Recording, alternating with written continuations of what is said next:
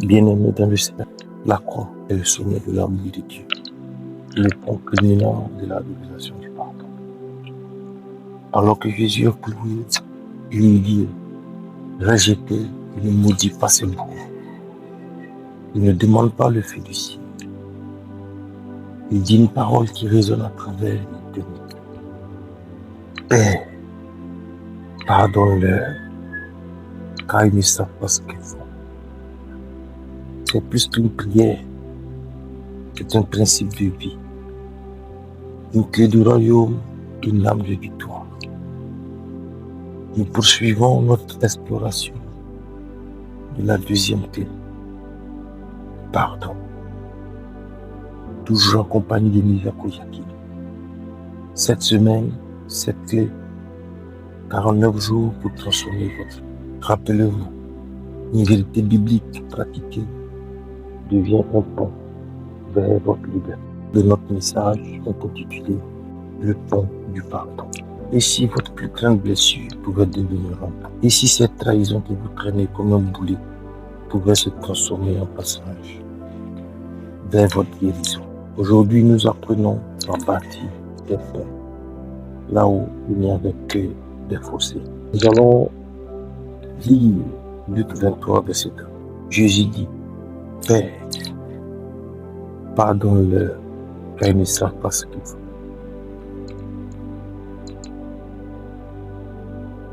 L'archbishop Nicholas Duncan Williams dit, le pardon est l'autel sur lequel les malédictions sont prises. Jésus n'a pas seulement pardonné aux soldats qui l'ont cloué, mais à toute l'humanité. Son pardon est une porte ouverte du salut. L'apôtre Paul le confirme dans Éphésiens 4, verset 30. Pardonnez-vous réciproquement comme Dieu vous a pardonné en Christ. Le pardon, c'est le langage du ciel. Sans lui, il n'y a pas de réconciliation, ni avec Dieu, ni entre les hommes. Votre pardon n'est pas un pont pour que l'autre revienne. C'est un pont pour que vous puissiez avancer. Prenons l'exemple de Jésus à la croix. Regardez Jésus à Golgotha, cloué sur la croix, trahi par ses amis, rejeté par son peuple, physiquement, émotionnellement, spirituellement déchiré. Pourtant, ses premiers mots sont « Père, pardonne-leur ». Jésus ne pardonne pas parce que la blessure n'est pas réelle. Il pardonne parce que la blessure est bien réelle. Son pardon construit un pont entre l'humanité déchue et la grâce divine. Comme exemple contemporain, nous avons le pont des Balkans. En ex-Yougoslavie, après des années de guerre ethnique, des villages voisins étaient séparés par de profondes ravines de haine. Les premiers à construire, ce sont les femmes. Les femmes qui avaient perdu leur mari et fils. Elles ont construit un pont littéral entre les villages, pierre par pierre. Leur pardon n'a pas effacé la douleur. Il a créé un passage par-dessus la douleur. Votre pardon fait la même chose. Il ne nie pas le fossé, il construit un pont par-dessus. David Yonguicho dit, là où il y a le pardon, la guérison coule.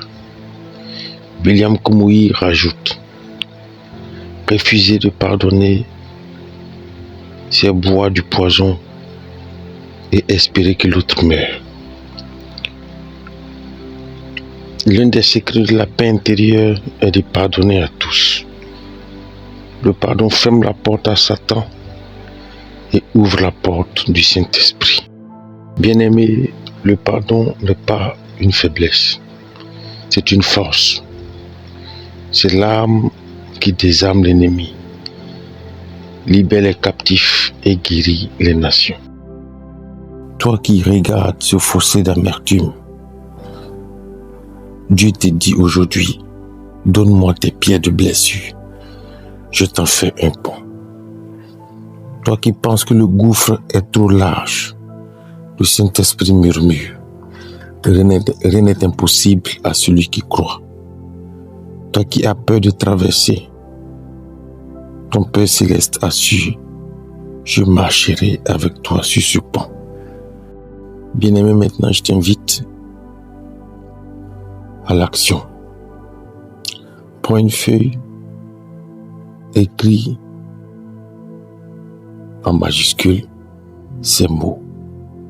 Je te pardonne.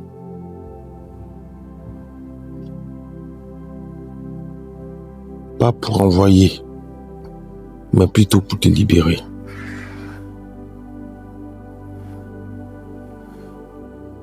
Plie cette feuille et range-la dans ta Bible comme un acte prophétique.